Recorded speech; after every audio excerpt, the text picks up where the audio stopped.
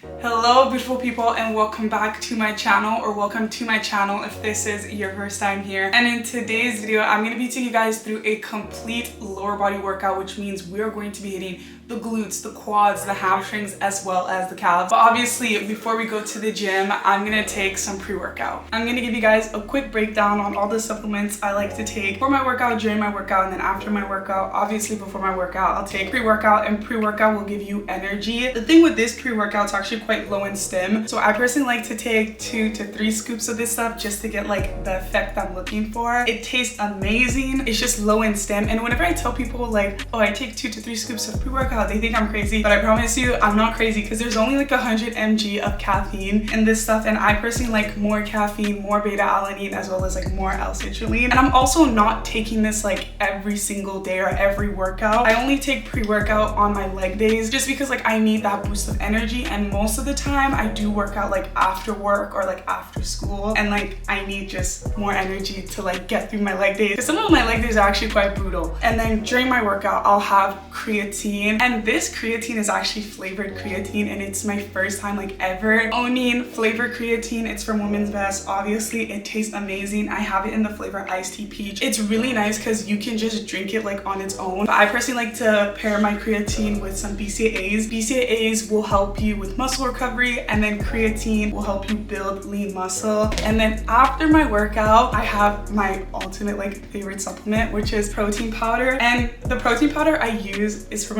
Women's Best as well, but the thing with this protein powder, it's not like an ordinary protein powder, it's a clear whey. So I have it in the flavor cherry lemonade, and it tastes like juice. Like, it tastes amazing. I used to be someone like I could never just drink protein shakes on its own, because I really don't like the flavors like strawberry, vanilla, chocolate, because I find like they're so chunky or they're so chalky. Like, I personally just don't like the standard protein powder flavors. And then when I found out that Women's Best have a clear whey, I was like, I have to try this. And I was skeptical at first, but honestly like it actually tastes really good. Like, you wouldn't even know that you're drinking a protein shake. It tastes amazing, tastes like juice. I always look forward to drinking my protein shakes because of this. Like, it tastes amazing. Like, my favorite flavor is the cherry lemonade, but they also have like other flavors, but I love this stuff so much. Enough talking about the supplements, let's get into the workout. The first exercise that we're going to get into are going to be pendulum squats, and this exercise is amazing when it comes to really isolating and growing the quads. Ever since I started incorporating pendulum squats into my lower body routine, I've noticed a significant amount of change in my quads. This machine right here will literally double the size of your quads. When you're doing this movement, you don't want to rush through it. You really want to focus on controlling the weight on the way down as well as on the way up. Always remember that you control the weight and that the weight doesn't control you. And if you don't have access to this machine in your gym, then you could just do the hack squat. The hack squat is just as good for building the quads. If you don't have access to the hack squat or the pendulum squat, then you could do a dumbbell goblet squat. And for this exercise right here, I did 4 sets of 10 reps. The next exercise that we're going to be doing are going to be hip thrusts, and this exercise will target your glutes. When you're doing your hip thrusts, you want to have your feet pointing straight forward. For the longest time, I used to point my feet slightly at an angle, thinking that it would target more of my glutes, but that's actually not true. In order to target more of your glutes, you need to have your feet pointing straight forward. You also want to maintain a neutral spine when you're doing this exercise. You don't want to have an arch in your lower back. To avoid having an arch in your lower back, you want to tuck in your pelvis. You also want to tuck in your chin. If you do have an arch in your lower back when you're doing this exercise and you go really heavy, it can lead to lower back injuries. It could also lead to lower back pain. So it's really, really important that you try your best to maintain a neutral spine. And for this exercise, I also did 4 sets of 10 reps. It's also really important that when you're doing every single exercise, you're super intentional with the movement, making sure you're not rushing through it. You're really taking your time, and also picking a weight that challenges you. If you want to know if the weight that you're currently lifting is heavy enough, a good rule of thumb is that your last 1 to 2 reps should be really difficult to complete. If you're finding it easy to complete your last 1 to 2 reps, then it's time for you to up the weight. Next up, we have RDLs, and this exercise will target the glutes as well as the hamstrings. This exercise is quite technical, and I know it can be hard for some people to learn how to do it, and I know some of us are still struggling with getting it right, even though we've been doing it for a while now. And one thing that has helped me learn how to properly execute an RDL is I started looking at them like they're a standing hip thrust, because they are the exact same movement as the hip thrust. The only difference is that you're standing. And for the RDLs, I also did 4 sets of 10 reps.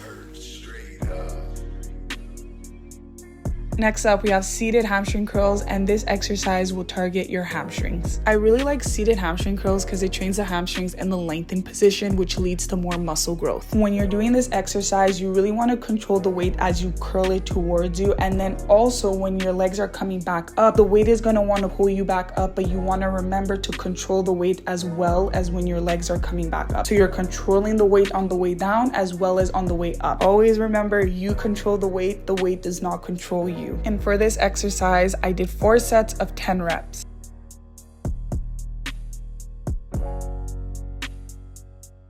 Next up, we have another exercise that is going to target the quads, and I'm going to be doing seated single leg extensions. It's always good to incorporate unilateral movements into your routine to avoid any muscle imbalances. So muscle imbalances is when one muscle is bigger and stronger than the other one. If most of the lower body exercises that you're doing require both of your legs, you might want to start incorporating single leg movements, because oftentimes when you're doing exercises like the squat or the leg press, your dominant leg will take over and push most of the weight. And that's when the muscle imbalance happens. That dominant leg will take over and it will continue to get bigger and stronger than the other one. So this is why it's important to incorporate single leg movements so you can properly balance everything out and target each muscle group individually and really grow them. And for this exercise, I did 4 sets of 10 reps on each leg. Also, if you guys haven't noticed, we're doing the entire workout on machines only. And the reason why we're only using machines is because when you use machines, you have more stability so you can properly target and isolate the muscle that you're trying to grow.